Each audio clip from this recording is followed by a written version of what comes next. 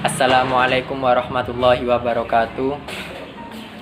Ya, perkenalkan nama saya Muhammad Rahman, Prodi Ilmu Komunikasi kelas E1 semester 2. Saya di sini akan menjelaskan tentang COVID-19, kendala komunikasi saat kita stay at home masa-masa sekarang ini.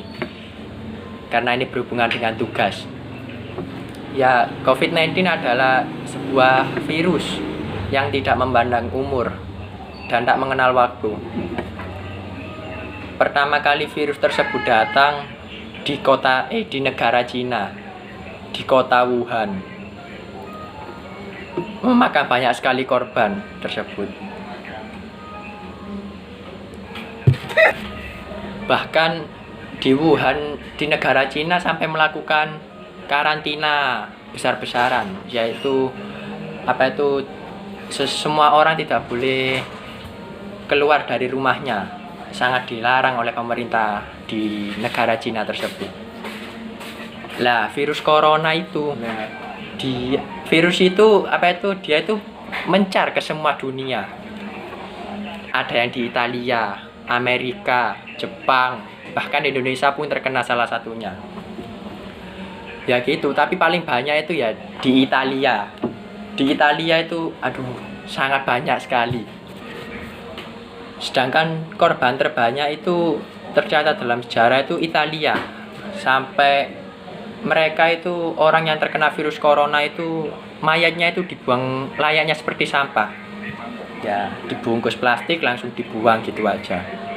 Di Indonesia ini tercatat sudah mencapai 16.006 orang yang terkena COVID-19 di Indonesia.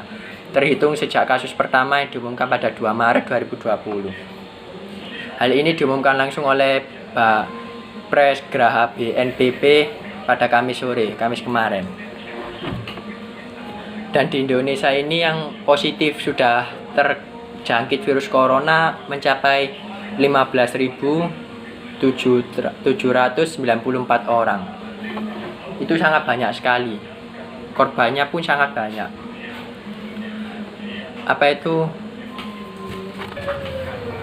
Lalu banyak sekali kendala yang saya alami waktu pemerintah menerapkan masa PSBB ini, stay at home, selama di rumah. Seperti contoh saja kuliah online. Ya. Kuliah online itu kalau kita tidak bertatap muka dengan dosen, itu kalau kita paham, kalau kita tidak paham bagaimana? Itu sangat menyulitkan mahasiswa. Belum lagi kalau dosen itu memberikan tugas ya nggak karuan seperti gitu, malah mahasiswanya yang terbebani. Dan juga kita tidak diperbolehkan untuk mudik, padahal tradisi lebaran di Indonesia itu kalau tidak mudik tidak afdol. Bahkan sekelas warkop saja diobraki oleh polisi. Sangat mencatat dalam sejarah Indonesia ini 2020 sekarang ini. Ya, dan ini saya akan mewawancarai teman saya. Dia adalah salah satu mahasiswa dari UINSA juga, tapi dia berasal dari fakultas lain. Ya, saya panggil dulu. Ya, saya sudah bersama teman saya, Mas Panjul. Ya, bagaimana Mas? Kendala sampean itu waktu kita itu selama stay at home masa PSBB ini, kendala apa yang Anda alami? Komunikasi apa? Yang saya tanyakan itu komunikasinya ya. Monggo Mas. Ya, bismillahirrahmanirrahim. Nama saya Panjul dari kampus daerah Surabaya. Kami akan menjawab pertanyaan dari saudara kami Mas Rahman. Jadi karena peraturan dari pemerintah PSBB ini, kami itu sangat sulit untuk berkomunikasi karena juga ada rasa takut dari seseorang. Oleh karena itu mereka itu sangat menjaga jarak.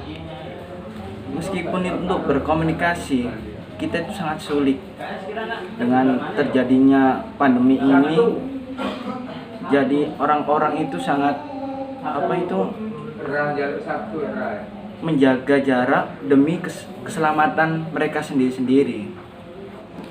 Lalu setelah itu bagaimana Mas? Apa itu keluhan apa? Setelah apa itu kita tidak bisa komunikasi dengan warga seperti biasa, kita harus cuci tangan dulu, harus begini sebelum masuk musola kita harus cuci tangan atau gimana itu. Kendala apa lagi selain itu Mas? Jadi banyak sih kendala setelah ditetapkan PSBB pada saat ini. Salah satunya yaitu kendala ekonomi. Dengan terjadinya sebab terjadi PSBB ini, banyak ekonomi yang semakin menurun. Seperti banyaknya para buruh yang di PHK.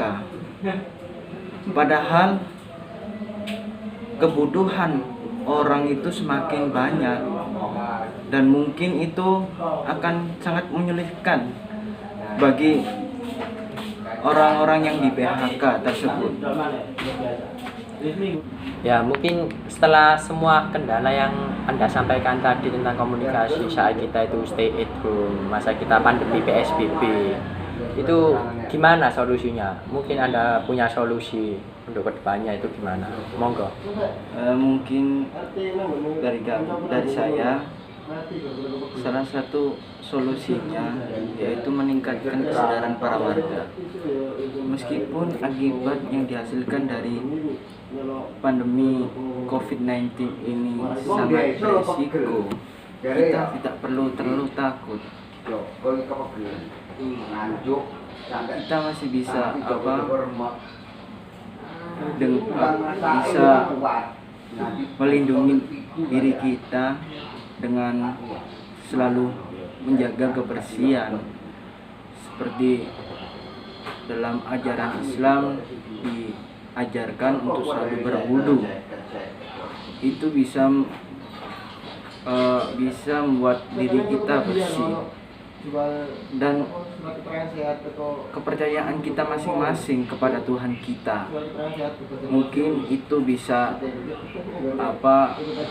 menggagalkan atau bisa tidak tersebarnya penyakit itu dengan kita. Jadi tidak perlu terlalu takut. Tetaplah berkomunikasi seperlunya dan tetap memperhatikan solusi-solusi dari pemerintah. Mungkin itu dari saya. Terima kasih saya sampaikan. Ya, terima kasih ya untuk Mas Panjul. Itu jadi saya keluhan yang saya rasakan itu tidak jauh berbeda dengan teman saya ini, Mas Panjul ini. Dia itu mengalami masa-masa yang tidak enak. Kita itu berkomunikasi itu seakan-akan itu berjarak, tidak seperti sebelum ada COVID-19 ini. Kita harus memakai masker, di mana-mana itu disiapkan hand sanitizer, disiapkan air untuk begini. Itu semuanya itu sudah disiapkan. Jadi ya gimana caranya kita itu pintar-pintar menjaga diri sajalah. Seperti itu. Ya, terima kasih ya Mas Panjul. Ya, dengan yang tadi disampaikan oleh teman saya dan saya tadi menyampaikan itu, kesimpulan yang bisa saya simpulkan itu adalah meskipun dengan peraturan PSBB yang sangat ketat ini, kita harus bisa berkomunikasi karena komunikasi adalah salah satu kebutuhan bagi manusia. Meskipun kita seperti contoh ya, meskipun kita tidak bisa mudik, kita kan masih bisa melakukan video call, kita masih bisa melakukan WA, chattingan atau gimana selain itu. Dan juga kita bisa berkomunikasi dengan seperti yang dianjurkan oleh pemerintah, dengan kita itu berpakai masker, mencuci tangan, membawa hand sanitizer dan lain-lain, itu sudah cukup untuk mencegah penyebaran virus COVID-19 tersebut. Tidak usah sampai kita melakukan tidak berkomunikasi dengan orang. Itu menurut teman saya tadi terlalu berlebihan. Mungkin itu yang bisa saya sampaikan untuk tugas kali ini. Kurang lebihnya dari saya atas nama Muhammad Rahman, mohon maaf. Ihdinas siratal mustaqim. Wassalamualaikum warahmatullahi wabarakatuh.